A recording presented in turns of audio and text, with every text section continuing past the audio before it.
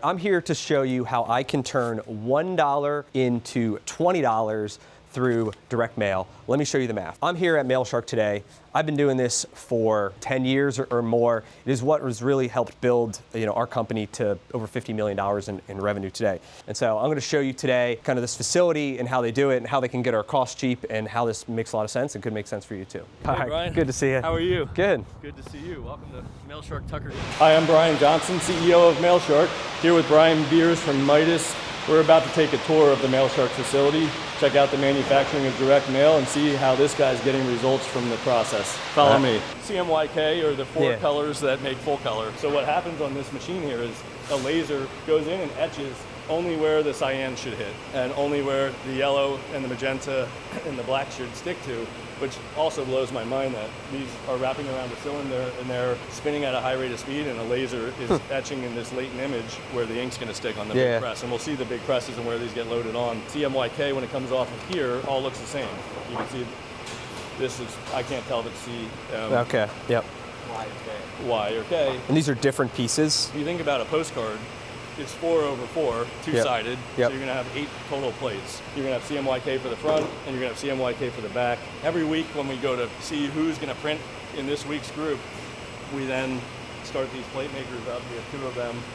And Friday, Monday, Tuesday, all the plates for the whole week get made, but nothing starts in the process until you have plates and start printing. So this kind of starts This is the first step. whole process, and I'll show you plates later on, and you'll see when the ink sticks to it after the plate is used, you'll see that this is covered in blue ink. Like, how'd you start MailShark? Walking in and talking to a pizza shop owner who said, I know I want to mail this 1117 pizza menu that already existed. We didn't invent a pizza menu, right? Yeah. To mail 10,000 of those maybe was $4,000. And so the pizza shop owner said, I can't give you $4,000, nor do I want 10,000 mailers to hit The same weekend. on Friday night. Yeah. Because you can't handle it. That's right? what he was doing. That's what everyone was doing. He said, I'd much rather take the 10,000 and spread it out 1,000 a week. Crux of what was born out of that conversation, literally one conversation, was he wanted to mail his pizza menus to 10,000 homes over 10 weeks and spread the $4,000 out to 400 a week over 10 weeks. This one machine was enough for us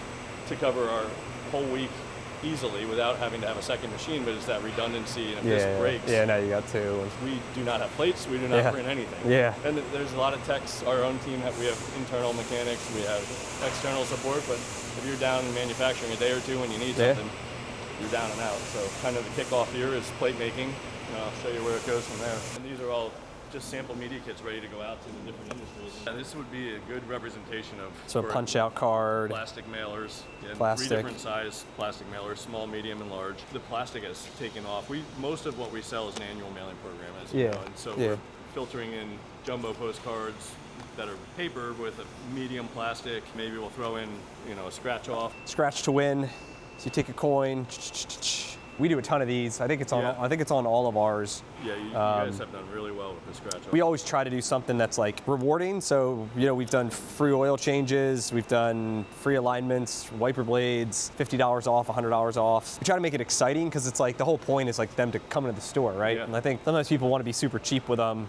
Let's give them, $5 off an oil change. It's Well, like, I mean, I think also just differentiating yourself in the mailbox, creating something interactive. The scratch off offer, maybe one thing, you might have other offers on there, but just getting them to stop and look at it and be like, oh, who doesn't like to scratch something? And Pizza shop and automotive repair business has this geographic sphere. Let's call it a couple miles. Look at that geographic area. If you just think of a pizza pie and slice it into 10, we were kind of taking this area in week 1, this area in week 2.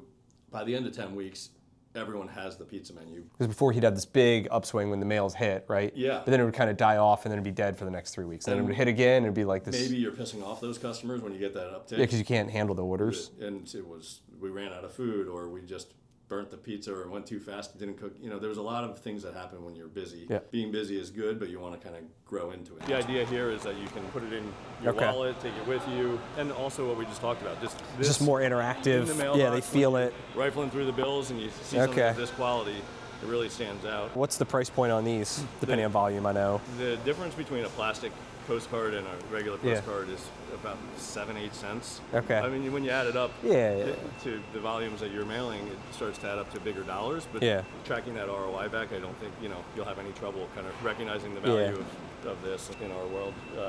5 cents is a lot of cents. Yeah. And the volumes you're doing. The other piece that I really like that I'm not sure if you've done for your stores is the postcard with a magnet on it. Here's a couple samples of different ideas on how you could do it. And his next vision was, after I do the pizza menu for 10 weeks, I want to do a postcard. Okay. And I want to go back to the same people that got my menu and give them a new offer. So in week 11, I'm going to go back to the person that got the menu in week 1, and we're going to go back around to the 10 locations, and everyone gets a postcard.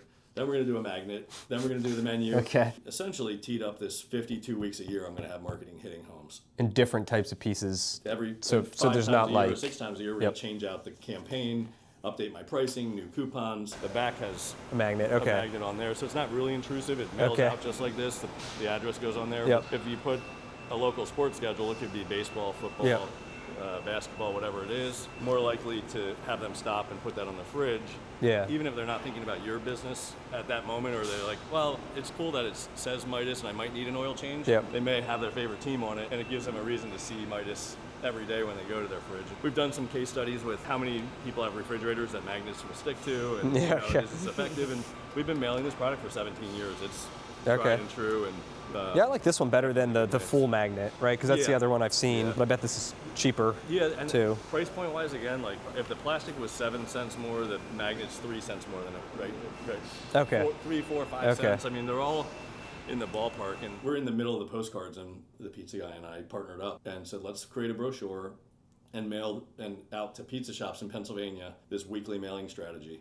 So then him and I worked together to create MailShark. Okay. And it was born out of this pizzeria weekly mailing strategy. Many of our customers were blending that to say, you're going to do some postcards, you're going to do some jumbo postcards, you're Yep. going to do some medium plastic, you're going to do a magnet, do a scratch off, and when you kind of look at the net cost, then we Okay. analyze it as we match it back and say, Yep. which one's performing? Was it the offer? Was it the format? Was it the audience? So this is the size that we do. Your jumbo Right, postcard, jumbos. we don't have the colossal in here. Yeah, the Colossal's like. It's the largest size you're allowed to mail, and most of it gets wrapped around Yeah, the yeah, mail yeah. as it gets put into the mailbox. I think these are still some of the biggest, though. You know, there's like definitely what we like about this format as compared to the colossal is it's less likely to be the thing that the postal carrier Yeah. wraps around the mail. It kind of sits in with the mail and gets noticed pretty well. It's a good healthy mix of mom and pop shops and franchise customers and corporate, like private Yeah. equity groups that own, yeah. 100 brands. It's a really vast variety of customers throughout Okay. every state. And mailed this brochure, and my cell phone starts ringing off the hook with pizza shops that are saying, this is awesome. I can mail menus. I've always wanted to mail menus. I can never afford it. Now I can spread it out. Quickly, we had 5 more, and then 10 more, and then 15. And it was like, why don't we just mail to Ohio? There was no Yeah, why not? Yeah. Yeah. geographic restrictions. So then Ohio starts calling, and we have a customer in California all of a sudden. I mean, and these are all over too. Phoenix, New Mexico, Yeah. Arizona, Connecticut, Colorado. We service all 50 states. And, Okay. there's not a Hawaii and Alaska probably get the least amount of. Love. Instead of mailing them all at once, we print and prepare them, but this might go out in week 1, this might go out in week 2, this one go out in week 3, so we have to take these across town and put them up on racks to the 30-foot ceiling. This is a fraction of the mail you'll see over Yeah, there. yeah. The challenge is this one happens to be going to Greensboro, this one's going to the state of Washington. Every week we might be mailing a pallet to Greensboro, and we might take tray 1 for this customer, tray 6 for that customer, and tray 7 for that customer, and mail it all to Greensboro for that week. And we have to make sure that we also take the right amount of money because we spread out the payments. Yep. Competitive advantage in the logistical nightmare that we created Yes. in this weekly mailing Yeah. strategy that originated out of the mouth of that pizza shop Yeah. owner. You know, Yeah. he said he wanted to spread out the mailers and spread out the cost. That was a simple request. You got a moat here. It's You know, pretty big- 15 years where we've been building this thing. it's so a big moat, but we're trying to keep making it wider. That's Yeah. the game, and Yeah. make the moat as big as you can. We buy our paper from South Korea. Okay. This is about a month's worth of paper. Oh, wow. Down the street, we have another month in another warehouse. Okay. So we have 2 months stateside, but it takes 13 weeks to order paper and get it to come in. Okay. Our mill is part of the Samsung family, and we buy 2 stocks, postcard stock and a brochure stock, and we buy it in boatloads. And so when you look at how do you compete in a commodity world, Yeah, volume. you add value with Yeah. marketing advice and data connections and all these things, but you have to also own your raw materials, Yeah. right? And When did you take manufacturing in-house? so MailShark started in 2008 with that conversation, and 2011. Okay, so after 3 years, Yeah, you and it had was- enough business where it made sense. Paper sales rep from At the time it was Expedex, they're now Veritiv. Stopped into our little row home where we had a marketing office, and I told him about our direct mail business, and he started salivating over the bigger paper purchase. He said, well, we have a division of our company that will take what you're doing and analyze for free what it would take to bring it in-house. Okay. I was like, what do I have to lose? I'm fascinated by that. I have no money. I have no know-how. But these consultants will just tell me what it would look like. Are you guys one of the largest direct mail I would say companies? in the country, we are one of the largest direct mail. I don't know the exact statistic or Yeah. where we rank. Maybe I should, but some outsource, Yeah. and they're pretty large, and they have tons of volume. We happen to manufacture everything in-house. It's not right or wrong. It's just kind of vertical integration. Do you manufacture for others too? We don't. So it's all internal. We made that choice not to wholesale. It's a beast. Yeah, no, It's for a beast. sure. A lot more employees, a lot more Yeah, space. yeah. What's one of these costs? We talking kind of like cost per thousands. 1,000 sheets of postcard stock costs $200 Okay. for 1,000 sheets. Okay. If we get 10 up on a sheet like this, Yeah. and a skid costs us $600, we're factoring that all into what is the cost of paper for 1/10 of that sheet. Yeah. Everything in our world is about fractions of a penny. Yep. I mean, from the ink to the speed to the labor costs, if we can save, we're doing about 200 million pieces of mail. Yep. So Okay. if we save a quarter of a penny, Yeah, that's a lot. it's a lot of money. When do you think these were printed? Like This yesterday? morning, Like the same day? oh yeah, an hour ago. Okay. How many times do you print this amount? So we'll do probably every week A big stack like this? 200 of these 200 stacks. stacks. Okay. This is probably what we call it a form, one Yeah. job. Let's say this customer is doing a postcard for 5,000 pieces. Yeah. This is 5,000. Well, you can see 2 of these, so they're getting 10,000. Yep. 2 of these, 10,000, 2 of these, and 2 of Okay, these. yeah. So we're looking at who's going to play this week, Yeah. what quantity they want, what product they're mailing. But there's some algorithm of the usually 500 or 600 customers every week that are coming to print, and then 200 or 300 forms, jobs that we combine them together Yeah. to print. That's cool. So here's where your CMYK comes to life. Okay. So every one of these cylinders gets one of those plates. Okay. Oh, that's right. And it prints the whole thing and then you cut it later. Yeah. Well, you see the LED blue light here. Yeah. Here's the ink after the first pour and flips the sheet over and then runs the second. Okay, so it flips it and then. Now the backside. Yeah. How much ink do you go through? A lot. A lot. I think maybe a better way to answer the question is ink is about less than 10% of the cost. Okay. The paper is the biggest driver in cost. Yeah. So ink's actually relatively inexpensive compared to paper and postage and people. The 3 P's of my business are paper, people, postage. Don't touch those now because you'll get ink everywhere, but you can see your black plate. Okay. There's your magenta plate. There's your cyan. Yeah, okay. And there's a yellow in there somewhere. There it is. And you trash these or they get They get recycled. recycled? We don't repurpose the plates to print again, but they melt them down. It might be a soda can. Okay. So now what we're doing is taking that fresh sheet that had multiple customers and we're putting them back into their own piles because we're going to take this from here and put the address on them. And when we're dealing with Midas, and we have 35 different locations, we need to be careful and we stage every location into their own piles so that we get the right mailing list to the right location. If you can see on this machine here, it's like an air hockey table where he can load in, well, you can see the thickness of the cuts. The computer tells him where the depth of the cut should be. It's a sharp knife. Yeah, we get sharpened twice a week. How often? Once a week. Once a week. Yeah. Aaron has to use 2 hands when he makes the cut on the front. You'll see the 2 buttons so that he can't reach in there. So essentially, we've taken the individual customer's job and then put them together with other customers to print it most efficiently. And now we're cutting them back apart so we can put the mailing address from. And as we cut faster, then we need to address faster. Yeah. Are you at capacity? I mean, not physically, but from like a resources So kind of. The press room is probably about 50% right now because we just added this second gate. Okay. We can print double what we have today, which is a great place to be. So Tuesday is the beginning of our week, and you can see the presses and the cutters are just getting ramped up, but they'll fill this floor, and then we'll begin to With all the address- postcards, Well, the ones we just cut. Individual stage Okay. jobs. Yep. Like, they all look the same, but they're all kind of going to a different location. We have different piles for different stores. Okay, so then you mark it with the store code for us to make sure that we get that right list matched to the right location. This is my. Yeah, you can see all your different store codes. We use a 5-digit code. You're more than a number to us, I should say. That's good. And so we print hundreds of thousands of these mailers. I don't even know how many. Every one of these pieces, let's say I go and I print 100 pieces, and each piece costs me, let's say 40 cents. So I'm gonna go out and I'm gonna spend $40 to print 100 pieces. Of these 100 pieces, you're gonna say, isn't direct mail dead? Nobody does it anymore. You're kind of right. Of these 100, 98 of them are gonna get thrown in the trash. 2 of them are gonna come in. 2 of them are gonna hit right, where a customer needs brakes, they need tires, they need oil, whatever it is, and they live close to our store. And so these 2 customers are gonna come in, and each one of them, on average, is gonna spend $400 with me each, so times 2, which turns into $800 of cash on my $40 investment. And this is $800, getting a 20 times return on my money. And so I'm a big believer in direct mail. Next year, we're gonna spend close to $1 million on it to generate 20 million in revenue. These must be some of a special run to be fall, because don't we normally do we used to do quarter runs at a time. Yeah, and these, so we must be doing some smaller but more time bound. a different brand look for you guys too. Yeah, it might as we're changing to this blue and gold, and gold, it's good. I like it. It's it's nice. It's professional and same color as my car. There you go, on purpose. What's the average time between when you get new rounds of the mail? Well, we can talk to Matt Kerber. Yeah, We'll go into an office. yeah, we'll get the sales guy. Neither of us know. Yeah, that's sad but true.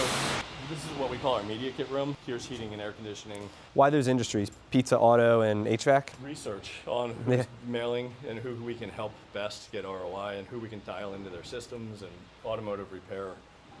We had learned of their direct mail spends and kind of dug deeper and found out how we came into the game with pizza and knew everything about pizza. So Yep. a pizza shop called us and we were, You knew it. We were different than every other direct mail company because of the things we said to the pizza shop owner. Then we had to learn how to talk about car count and number of bays, all the things that matter to automotive repair shop owners. Once we learn one, and it's just basically becoming an expert in that industry. Yep. And making sure we're good at it. Yeah, and I think for us, it's because a lot of customers don't go more than a mile or 2 to get their cars fixed. They want to go to somewhere convenient. Same for a pizza shop. You're not going to go 20 minutes out of your way. You're going to pick, close and convenient. Yep. Which means, this style of hitting every home within a certain radius, those are literally where our customers live. Highly localized businesses versus if you're some specialty thing and people are willing to drive, But in automotive repair and pizza, they were more what we were accustomed to, exactly what you said. You're only going to drive so far to get to that local convenience, which is getting an oil change or getting a pizza. Do you guys help with the design of the pieces too? Yeah. So Or is it kind of 50-50 depending on I would say it's the brand? more like 90-10. We do 90% of the design creative. of the creative work? It's a skill. It seems easy to design a postcard, but No, it's getting the right content and the amount of time and energy we put into putting out a perfect creative. Yeah. There is no such thing, but just Yeah, and it's got to catch your eye. It's got to be simple. It's got to be clear. It's got to be free of mistakes, Yeah, good like typesetting, the the right fonts, yeah, no words over pictures. not yellow over purple. So much has gone into our efforts. It's because we designed 90% of it. It's become a major competitive advantage in That one's cool. making it turnkey. All of these lines are for addressing. Okay. And we have about 10 of them. And they all do very similar things. They just have little nuances, like is it putting a scratch off on? Is it Okay. putting a magnet on? Most of them are all putting addresses on in Yep. some sequential order. Computer is essentially a giant Excel spreadsheet that's the mailing addresses in postal sequence. Okay. So every one of these that's coming through here is in a postal sequence. You can see the machine on the end that's not running right now. Right here is a scratch off. Okay. So This is what puts a sticker on it. if we were putting on a scratch off detail with the ink pen, we would drop a sticker onto it here. Okay, yeah, so the roll of stickers and Yeah, it sees the edge of a card and it drops down Okay. the sticker there. then these are all the done, ready to roll. Yeah, mail that leaves you ends up looking like this. It's in a tray with a sleeve. This is when it ends. And when it ends, Okay. so we'll see a lot of that when we kind of hit the tail end of this. The last stop is the plastic mailers. What we showed you before is lots of customers on a sheet Yep. because we're going to cut it out and actually address it all in the same pass. Okay. So it has to be one customer's job. So we take this 130-pound paper, laminate the top and the bottom. Okay. We create a web of plastic. Okay. And then we die cut with 100 tons of pressure. The scrap Yep. that Yep. comes out. Yeah, it punches it out. And then there's the finished product on top. That's a small with a one coupon template. So if you put that in your wallet, It's easy to carry around, or even if you don't, it stands out in the mailbox. It's nice that it goes to the edge too, Yeah. versus having like, you know, it rip off or whatever. Full bleed on that Yeah. ski, yeah. And so then it comes down this chute and makes a left turn, the same thing you've been seeing. Yep. So prints the address. And then tray. What you saw, a mountain of things. Once it gets into the tray, it looks like whether it's a pizza menu or a plastic mailer, it's all kind of the same. That's really the end of the manufacturing. I just want to show you a fun little project through this door. Okay. What we're standing in is a conference room that will hold up to 85 people. And we'll have 2 projector screens. Oh, yeah. On here, this is a divider wall that can separate them into 2 spaces. Yeah, that's nice. You think you're one of the bigger employers in Reading? Relatively speaking, yeah. Reading's got probably 10 or 12 mega companies. Yeah. 1,000 or more employees. Yeah. But when it comes to Like smaller, small business, family-owned businesses, when you right? get above 100 employees, you're one of the larger. A game room with a pool table, foosball, and There you go. shuffleboard, which my traditional roots of come in and grind it out are being challenged in the notion of come in and enjoy the office. Well, you bunch of design people, right, Ryan? They need a. You need a place to get away and have some relief. But this will be cubicles, holds about 180 to 200 people. We're bringing in 90. Yeah. And some will be in here, so we'll have plenty of room to kind of expand this. If we talk about that space we were just in for manufacturing, be able to double capacity there. Yeah. We want to be able to double head count. Yep. as well, and not do this type of project every 5 years even. I mean, you try to buy a little. We have a 7-year first term here, so we want to make sure the dollars we're pouring into improving a leased space Yeah, it's worth it. are going to pay us back in the revenue that we could gain. When's it gonna be done? Thanksgiving. Thanksgiving? Yes. Doesn't it look like it? That's it's like 6 weeks from now, right? It's a very tight timeline. Is that your deadline you gave him? Yeah. We started paying rent in August. Those are real cost pressures. Yeah. I mean, could it be December? Could it be January? But every month that goes by, it's just another month that we're paying rent to. Not use the space. Not use it. Obviously you're one of the pioneers in this small town, creating jobs and helping all these local small businesses like Danny's Pizza here, earn a living. So like, I don't know, what's your thoughts on all that? No, I think manufacturing here in Berks County, but within the bigger picture of the United States, creating jobs within the county where I went to high school, 150 plus employees now, helping small business across America here from Pennsylvania in all 50 states. It means a lot to me. Love all of the efforts that our team members put in, the skills they bring to the table from all different walks of life. So we took the leap of faith, put a lot of money and time and energy into bringing manufacturing in-house in the United States, in Pennsylvania, and look to continue down that path. We're continuing with significant investments into equipment. Millions of dollars, right? Pouring back into expanding the business. Into Pennsylvania, into the U.S. economy. So direct mail isn't dead? Direct mail is not dead. In fact, maybe the mailbox has become decluttered. More than social media, more than these digital channels. With bill pay going online, really the marketing mail has taken some steps to be the forefront again of marketing dollar ROI, and the fact that we can track it back now and do sophisticated things with data integrations. Yeah, we couldn't before. Yeah. And really show you how it's working has kind of even elevated it further. So I would say with the manufacturing in-house, the millions we're investing into traditional direct mail, we're believers that direct mail is not dead. When we track our other channels, I mean, we're getting maybe a 10 to 1 or maybe a 12 to 1, 8 to 1, something in that spend in terms of like return on ad spend. And the math we did today and saw it's 20 to 1, $20 to every $1 here in direct mail. And there's an argument to say, hey, some of those customers would have come in, blah, blah, blah. But at the end of the day, like we want to capture all the business that we can. And if that piece, got them in like one day sooner or just reminded them and sent it to a friend, whatever, like, I want to capture all that we can. Yeah, and I think to piggyback on that, we're not trying to say that you shouldn't invest in other channels, but when you look at your total ad spend and your total ad budget, you've got to make the smartest choices to get the highest ROAS or ROI or however you want to say it, and by being able to prove that out and show you that 20 to 1 versus open rates or click rates or visibility out there. It's important holistically to look at marketing in all the channels. Yep. Certainly we're seeing higher and higher returns with our direct mail customers throughout the years. Awesome. Well, I appreciate everything you do, and thanks again for showing me around. And you've been a great partner for us. And let's keep it rolling. Yeah. Anyone who wants to learn more, we've got links below. You can book a call and learn more and see if we can get you on one of these mailers. Matt, I don't know if you could introduce yourself a little bit and then kind of talk us through kind of the process that you guys use.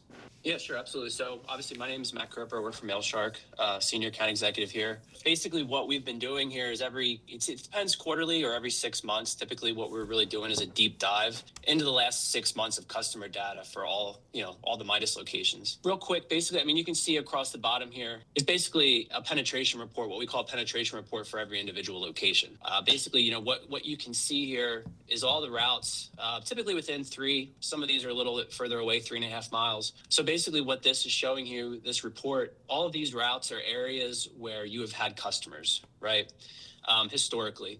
Typically, for this specific report, we just looked at the last 6 months of data.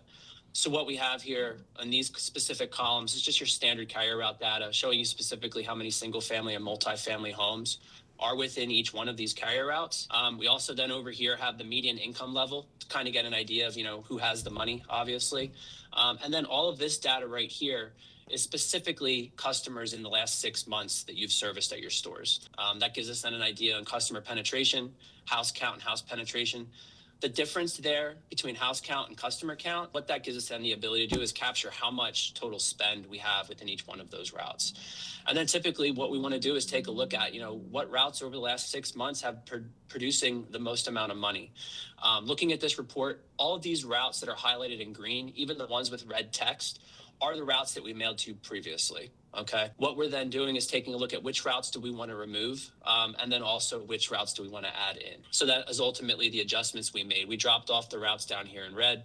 We added some new ones in blue, and then we kept the ones in that were performing well to continue, hopefully, to mine for new customers in those areas. Yeah, so this is a great exercise. It's something I know we did internally, but then now you guys, I think, you guys help with it a lot too, as we can go through the different stores and kind of fine tune and try to identify like what are the routes, that are producing really good money. We keep mailing to them, but then like you found, there's a couple that maybe we get good money from, but we're not mailing to, and it's like, all right, now we want to start mailing to those routes because it's possible they're, neighbors and stuff, like it's a similar demographic who have money, who seem to be already spending, so like we could probably get more out of them. Correct. If we give them a good offer. And then obviously on the bottom, it's like, dropping ones that, just aren't spending money, just don't make sense for whatever reason. I think the kiss of death is, taking a look at a report like this once and then picking your best 10 routes and just being like, okay, that's what it is. Yeah. And we just mail them over and over and over again. That whole notion of changing creative, changing your offers, but then taking this deep dive every quarter or 6 months, as Matt described, is critical to not just take for granted that trends shift and new housing developments come into play. There are things that you need to stay on top of and adjust, remove routes, add routes, look at budget. So, getting stale or complacent and just taking dollars from customers like Brian and Midas without analytics is really short-sighted, I would say. A quick roll up here shows, almost $700,000. The addresses are showing about 13 million in revenue, about $20 ROA and about a 2% response rate across the board for all the stores then for 2024. That's And healthy. then once we have all the data for 2025 at the beginning of next year, we could we'll have this all set up, and then we can take a look at how year over year performance wise, hopefully these changes are increasing that revenue and that return on investment. Awesome, cool. Thanks, Matt. This is awesome. All right, perfect. You're off the hook. Anything else? Appreciate it. All right, sounds good, Good. guys. Have Thanks a so great much. day. I knew he could say smart things. I knew he could say smart things.